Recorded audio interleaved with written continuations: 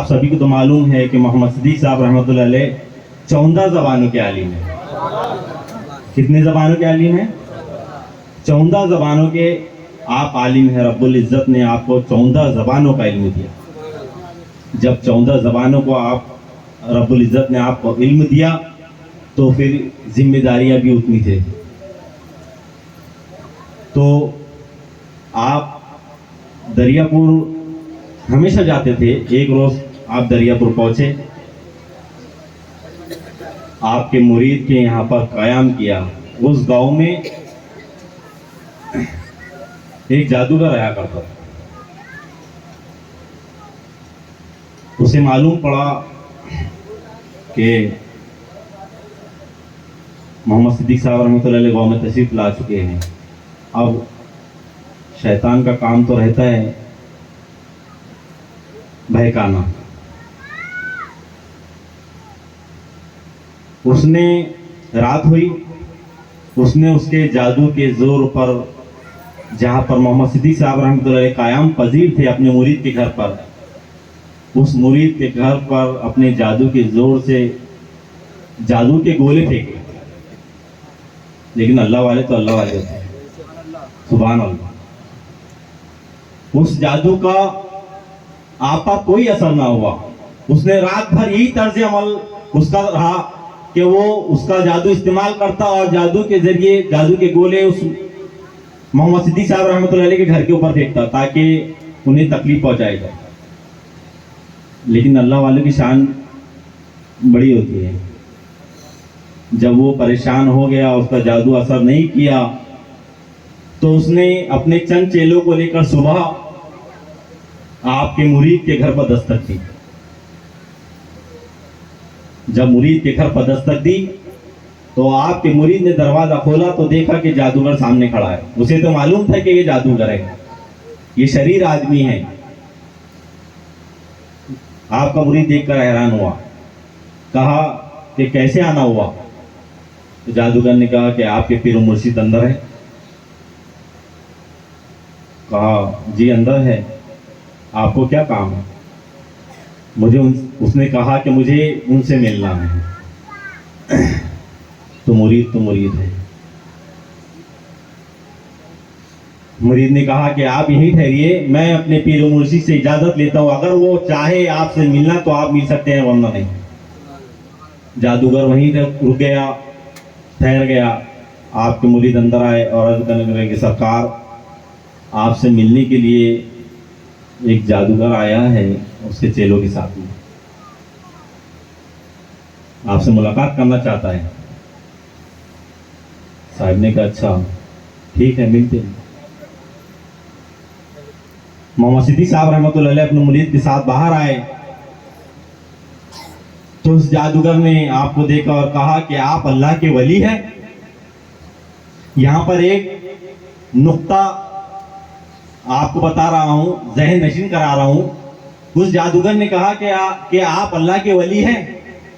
तो मोहम्मद सिद्दीक साहब रहमतुल्लाह अलैह ने कहा तो फिर आपने ये नहीं कहा कि मैं अल्लाह का वली हूं, और अल्लाह का वली कभी नहीं कहता कि मैं वली हूं। अल्लाह का वली कभी अपने आप को जाहिर नहीं करता। ये अलग बात है कि रब्बुल इज्जत जाहिर करना चाहे तो जाहिर हो जाती है, लेकिन वली कभी अपनी जुबान से ये जाहिर नहीं करता कि मैं अल्लाह का वली हूं। तो जादूगर ने कहा कि आप अल्लाह के वली है। तो मोहम्मद सिद्दीक साहब रहमतुल्लाह अलैह ने कहा तो फिर उस जादूगर ने कहा कि मुझे अली की ताकत देखना है।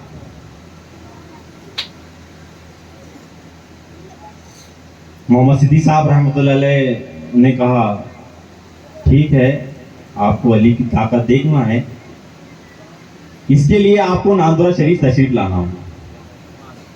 यहां पर एक और बात आपके ज़हन नशीन कराना चाहता हूं। आप चाहते तो वहां दिखा सकते थे, लेकिन आप मोहम्मद सिद्दीक साहब रहमतुल्लाह अलैह ने कहा कि ठीक है, इसके लिए आपको नांदुरा शरीफ आना पड़ेगा, क्योंकि अभी मेरे पूरे पीर मुर्शिद हयात है और उनकी इजाजत के बगैर मैं कोई कदम नहीं उठा सकता। उस जादूगर ने कहा ठीक है, नांदुरा शरीफ आएंगे। चलो कुछ अरसे बाद कुछ दिन बाद वो जादूगर और उसके कुछ चेले नांदुरा शरीफ पहुंचे। हजरत शाह सूफी अली कलंदर रहमतुल्लाह अलैह अपने मुरीदों के साथ बैठे हुए थे। मोहम्मद सिद्दीक साहब रहमतुल्लाह अलैह भी वहां पर मौजूद थे। आपने देखा कि वो जादूगर और उसके चंद चेले आपके सामने पेश हुए, तो आपने फरमाया कि मौलाना ये लोग क्यों आए हैं? हालांकि आप तो रोशन ज़मीर हैं, सब जानते, लेकिन फिर भी पूछा कि मौलाना ये लोग क्यों आए हैं? तो मोहम्मद सिद्दीक साहब रहमतुल्लाह अलैह ने कहा कि सरकार ये अली की ताकत देखना चाहते हैं। तो कलंदर पाक ने कहा तो बता देना था, उन्हें भी मालूम था कि मेरा मुरीद है उस लायक, बता सकता है, लेकिन क्या कहा कलंदर पाक ने कि बता देना था। तो सरकार कहने लगे मुरीद, हाँ वारे मुरीद, सरकार की शान ही अलग, सरकार आपकी इजाजत के बगैर, सुभान अल्लाह, आपके इजाजत के बगैर कैसे बता सकता था? सरकार ने मुस्कुराए, अच्छा ठीक है। जादूगर से अर्ज किया, अली की ताकत देखना चाहते हो? अली की ताकत तो बहुत है, पहले तुम सूफी की ताकत देखो। क्या कहा? अली की ताकत तो बहुत है, पहले तुम सूफी की ताकत देख लो। जादूगर ने कहा ठीक है, सूफी की ताकत दिखा दीजिए। अब ये कलंदर पाक ने कहा कि ये बताइए कि आपको रियाज करके बताए या बगैर रियाज के बताए? सुभान अल्लाह, आपको रियाज करके बताए या बगैर रियाज के बताए? तो जादूगर ने कहा कि बगैर रियाज के बताए। आपने कहा ठीक है। आपके मुरीद नियामत खां को आपने आवाज दिया कि नियामत खां हमारा जुब्बा लेकर आओ। नियामत खां हमारा जुब्बा लेकर आओ। आपके मुरीद ने आपका वो जुब्बा लेकर आए जिस जुब्बे को पहनकर आप रियाज किया करते थे, और कहा कि इस जादूगर को पहना दो। नियामत खां ने उस जुब्बे को जैसे ही जादूगर के जेरे तन किया तो क्या माजरा हुआ? जादूगर जमीन पर खड़ा हुआ था, जैसे ही जुब्बे मुबारक को उसके जेरे तन किया गया, जमीन से आसमान, आसमान से जमीन, जमीन से आसमान, आसमान से जमीन, यह मामला शुरू हो गया। जुब्बा पहनाने की देर थी, पसीने में शराबोर हो गया, चीखे मारने लगा, चिल्लाने लगा, सरकार ये माजरा रोक दीजिए, मुझे माफ कर दीजिए, गलती तस्लीम करने लगा। कुछ देर तक यही मामला रहा, जमीन से आसमान, आसमान से जमीन। फिर कलंदर पाक ने नियामत खां को कहा, नियामत खां इस जादूगर को पकड़ लीजिए। नियामत खां ने उस जादूगर को पकड़ा और कलंदर पाक ने कहा कि जुब्बे को उतार लीजिए। जुब्बा उतार लिया गया। कहा ये तो सूफी की ताकत या अली की ताकत देख लो। जादूगर कदमों में गिर गया, सरकार मुझे अली की ताकत नहीं देखना, मेरे लिए यही काफी है, मेरे लिए सूफी की ताकत ही काफी है, मुझे अली की ताकत नहीं देखना है। सरकार के कदमों में गिर गया, सरकार से माफी तलब की, और अल्लाह वाले तो अल्लाह वाले होते हैं, सरकार ने माफ कर दिया।